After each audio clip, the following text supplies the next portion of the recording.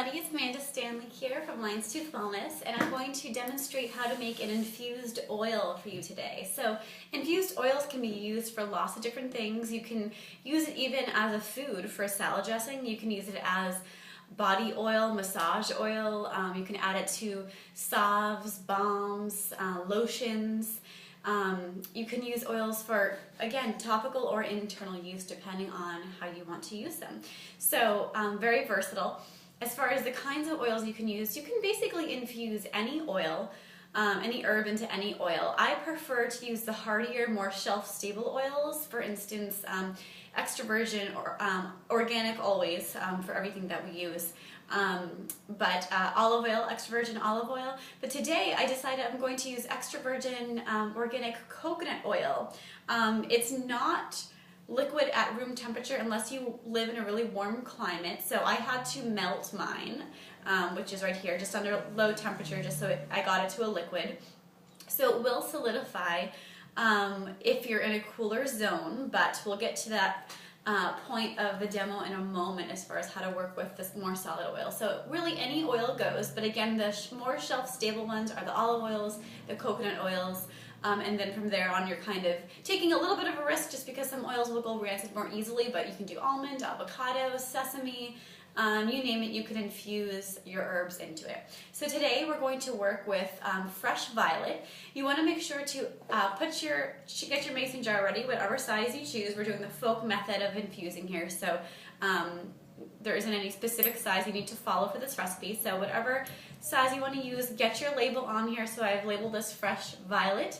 And then I've abbreviated extra virgin coconut oil that I've infused it into, and of course the date, about a month from now, which is when my oil will be ready to strain. Now I'm going to be talking to you about a couple different ways to infuse the oil, but right now let's just go into the nitty-gritty of getting the ingredients all mixed up together. So I've got some fresh violet here, and I've put it in an old salad bin I saved from buying some greens, some Olivia's greens. These are really great to store your fresh herbs in if you can't get to making the medicine right away. So I've got fresh violet leaves and flowers.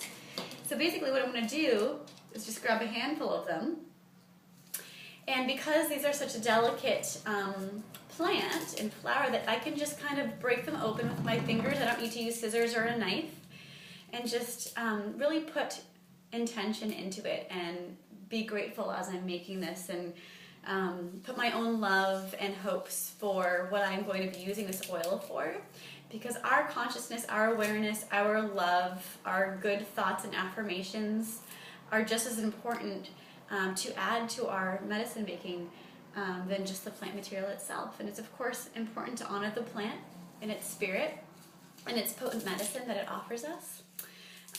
Violet is a really potent medicine, especially for breast tissue and the lymphatic system within the body. So I'm focusing this infused oil specifically around breast health. Breast massage is a really important thing that I think everyone can benefit from, no matter if you're a man or woman, because we have so much lymph that filters through the breast tissue, and a lot of it gets stagnated because the lymph itself does not have a pump that moves through. It does not get moved around like the blood does, but it just kind of hangs out until we move. So exercise and massage and things that physically move our lymph are the only way that our lymph gets cleared and moved along. And of course drinking water helps.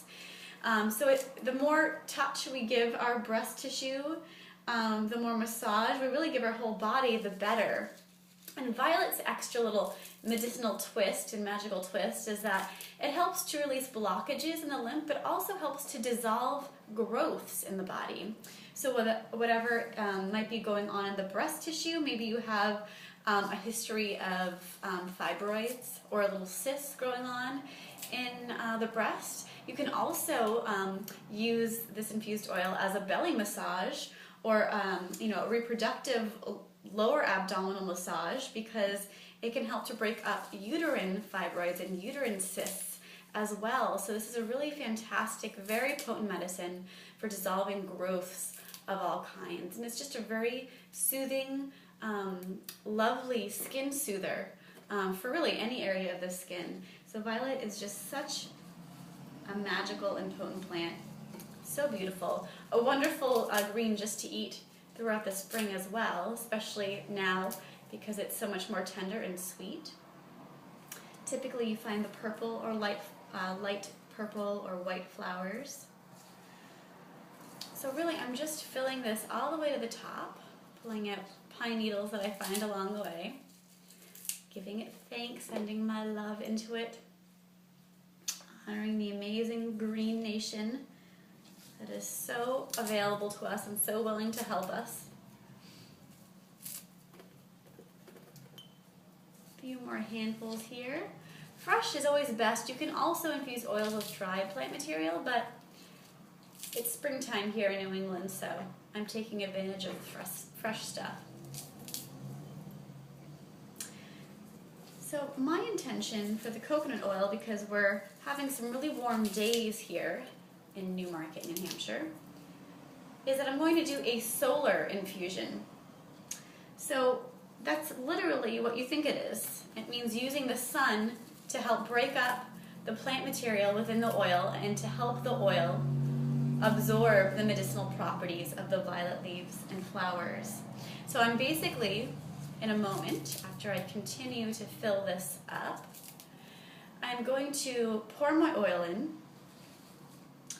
all the way up to this jar, to the top of the jar, and then once I've poked all the air bubbles out and sealed it tight, which I'll show you in a moment, I'm going to find a sunny spot out in my backyard to put that jar for about a month. And I'm going to let the sun do the work for me. So you have to pray for some warm days with the solar infusion, some sunny days, but I have a pretty sunny spot back there, and I'm pretty certain I'll get what I want out of it.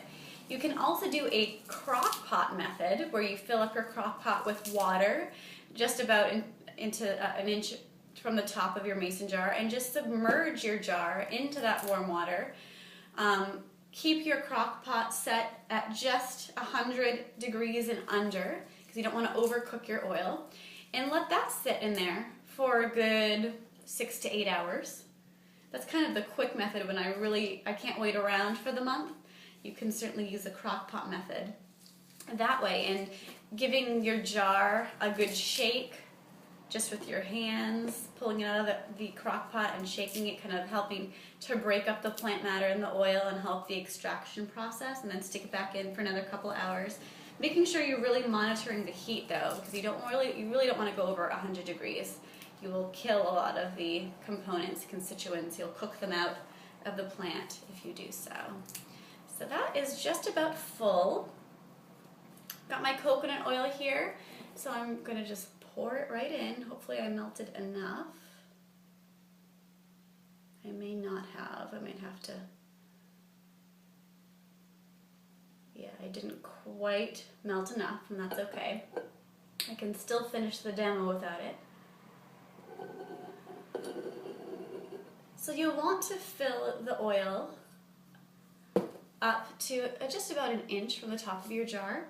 Then you're going to grab a chopstick or something similar to poke it around. So you're going to really want to poke your plant material and get out any and all air bubbles. You don't want any air bubbles, especially in infused oils, because they're a lot more susceptible to mildew and mold and microbe growth if air gets into this. So we don't want any space available in here.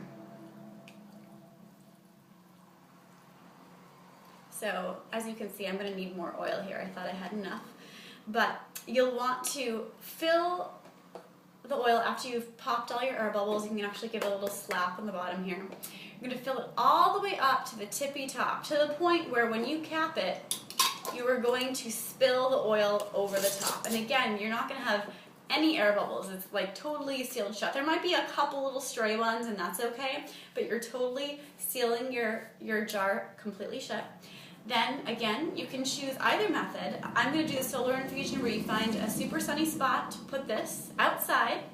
Again, if it's capped really tightly, you don't have to worry about rainstorms. I've never had an issue with that.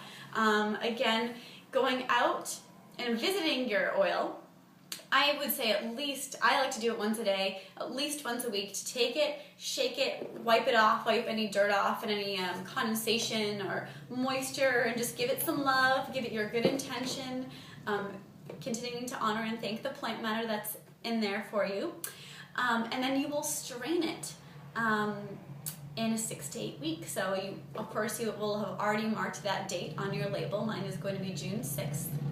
And because I've chosen coconut oil and it's going to be in the direct sun in a pretty warm spring so far, I'm not going to have to worry about it being hard. It's going to melt. It's going to be constantly being heated. Maybe at night it'll get a little bit cooler, but so it won't be a problem.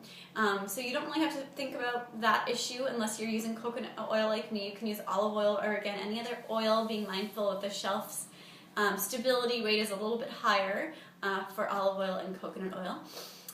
But otherwise, you just let it sit, you let the sun do its work, and then you'll strain it with some cheesecloth and a funnel, something like this.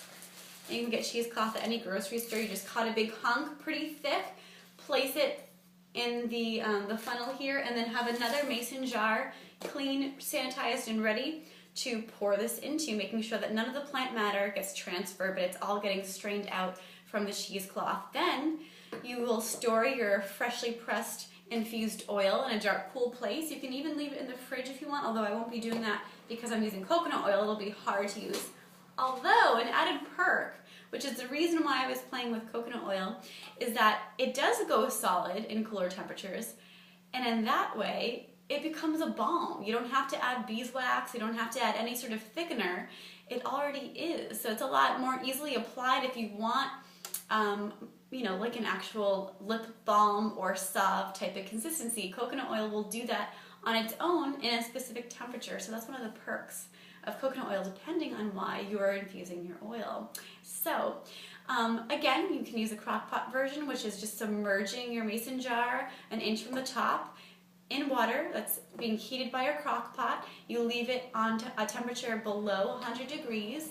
And usually between 6 and 8, even push it to 12 hours of marinating and macerating in that warm water, that just under hot water, will again infuse the medicinal herbs into the oil. You can take it out every hour or so, wipe it clean, shake it, and then submerge it back again into the water, and that'll do the work for you. Again, similar thing, once the time frame is up in the crock pot, you pull it out, you strain it into a nice clean mason jar with your cheesecloth, with your funnel, and keep it in a dark, cool place to store. Make sure you label it with the date that you strained it. I don't really use preservatives too much because I use my oils up pretty quickly, but you can always add a white sage, dried white sage, like the kind you burn for smudge. You can put a couple leaves in there into your oil to help fight off any microbes that might be growing there, to kind of ward off any molds. You can put a couple drops of vitamin E oil into your mason jar with the oil in it. You can use essential oils if you wanted to scent your oil. If you're using it externally for your skin, you could do that. Those are all natural preservatives. Otherwise, just keep an eye on it. You will know when it's gone bad. It will smell terrible, and there'll be this kind of foggy cloud floating in the middle of it, and it will be absolutely noticeable and apparent to you that it's gone bad. So just keep an eye on it. Again, if you're keeping your oil stored in a dark, cool place and you kept all moisture out of it during the whole process, it will keep a pretty good length of time, at least 1 year to 2 years, maybe longer if you're lucky, but hopefully you'll be using it more frequently so you won't even have to worry about it.